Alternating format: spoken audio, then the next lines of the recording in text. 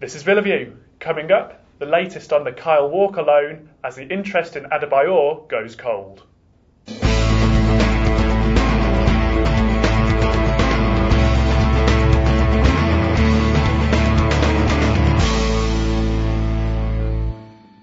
Hello and welcome to Villa View. I'm Paul Bradley. I'm joined in our Fort Dunlop studios by Aston Villa correspondent Matt Kendrick. Hi Matt. Hello there. Well, after the good result at Chelsea, that 3-3 draw, things are looking a little better for Aston Villa at the moment. But let's turn to transfers. What's the latest on Kyle Walker? We're led to believe that Kyle Walker, the young Tottenham right back, will be arriving at Villa Park before this week is out. He has spent the first half of the season on loan at QPR and done extremely well. Obviously, he's the lad who kind of made his name at Sheffield United. He burst onto the scene, and I think Villa did show a slight bit of interest when he joined Tottenham a couple of summers ago. Gerard Houllier identified right back as being a slight problem area for him, despite the fact that he's probably got three right backs at the club. Obviously, Luke Young, his injury troubles are worse than first feared. Eric Lehigh did very well in most of the games he played there, but he's still very much a work in progress.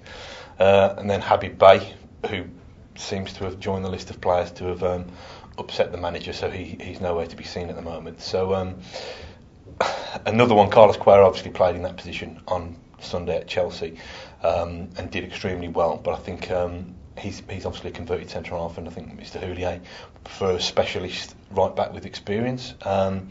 Walker does fit the bill.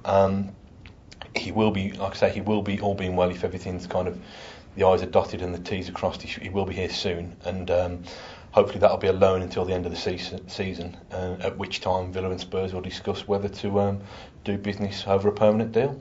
It's probably too early to say, but do you think that's a possibility at a permanent deal, or is it just for the short term for the moment? I think it is a possibility. I think it depends very much how he gets on. Obviously, if he does extremely well, then Villa will want to keep him. But on the flip side, that probably increases his value. Tottenham are quite well blessed in that position at the moment. Alan Hutton is doing extremely well for them, and they've got Chorluka as well, who can play that position very effectively. So I just think it depends on his impact here and where the respective clubs are in the summer.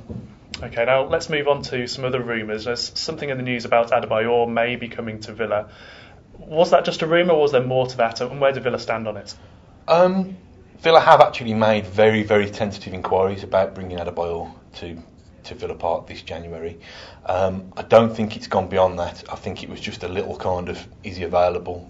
I don't think they even got as far as discussing wages, which would be a major stumbling block. I think I'm led to believe he's on something 130 grand plus. Don't know the exact figures, but Villa could never entertain paying, well, could probably at a stretch pay half of that.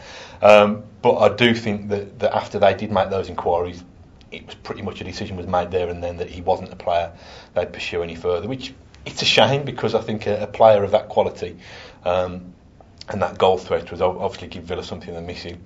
What I would say is, Adebayor temperament-wise, is he the kind of player you'd want to bring into a dressing room that has allegedly had problems and that needs kind of proper battlers? I don't know, but it looks unlikely that one will be happening anyway. Okay, well, moving away from transfer news, let's look ahead to the Sunderland game. What team news do you have for that? As I wrote on my Twitter last night, kind of injury or illness permitting in the last 24 hours, and I think the manager will try and stick with the starting 11 from the draw against Chelsea on Sunday. Remarkably, owing to lack of form and this massive kind of casualty list that Houllier has had in the last couple of months, I don't think he's been able to be in a position where he's named the same starting lineup twice, so this will be kind of a unique position for him. Like I say, that depends on everybody reporting fit and healthy at Villa Park for tonight's game against Sunderland. And it goes without saying, really, but this is another big game for Villa, with them only a point or two above the relegation zone.